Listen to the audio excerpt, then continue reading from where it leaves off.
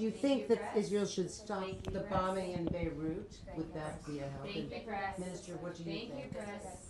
Could we just get one comment? Thank you, Press. The most important thing is to drive toward the diplomatic resolution to get the understandings that are necessary for the full implementation of 1701.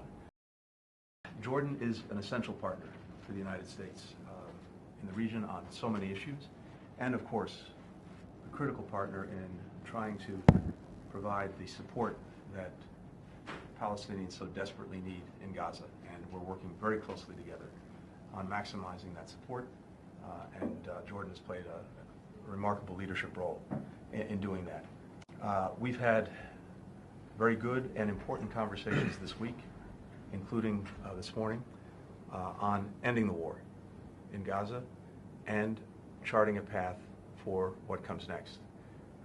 And those conversations will continue, but I think this is a moment of importance and urgency that we're working to seize.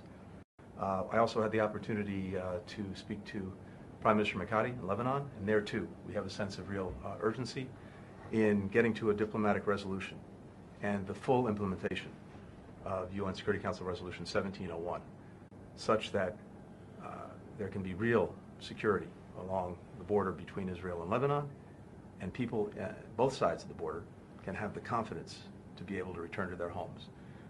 And there as well, we are intensely engaged, and we are working hard to move this forward and get to that diplomatic resolution. So there is a lot going on, but as always, working closely with Jordan is a critical part in achieving the results that we both want to get. Ayman.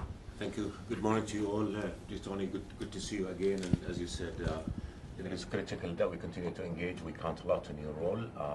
Your leading role is essential for us to be able to get through the nightmare that the region continues to live. We really stand at the brink of regional war now.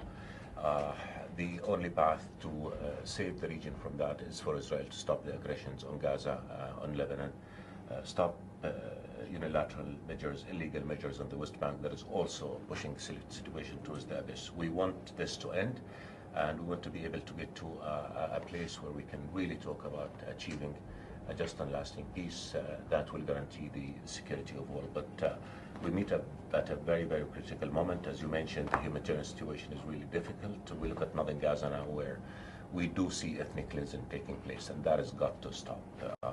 In Lebanon, I think the Lebanese government is clear now. It wants to implement Resolution 1701, so that should be implemented and save, again, hundreds, thousands of lives that are being killed. And we see the displacement challenge in Lebanon that is going to challenge all of us as well. So ultimately, I think we are at a moment now where nothing justifies the continuation of the wars. The guns have to go silent. Diplomacy has to take precedence, and we've got to save the whole region from the abyss of what's going.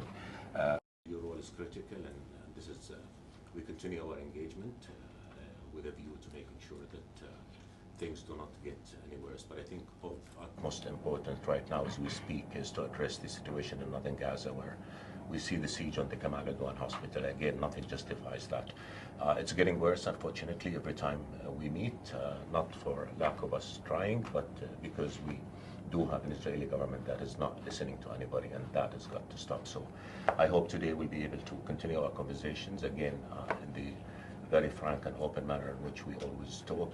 The stakes are too high, and it's got to stop. So thank you so much.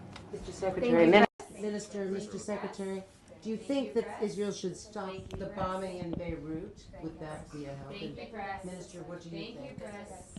Could we just get one comment? Thank you, Press. The most important thing is to drive toward the diplomatic resolution to get the understandings that are necessary for the full implementation of 1701.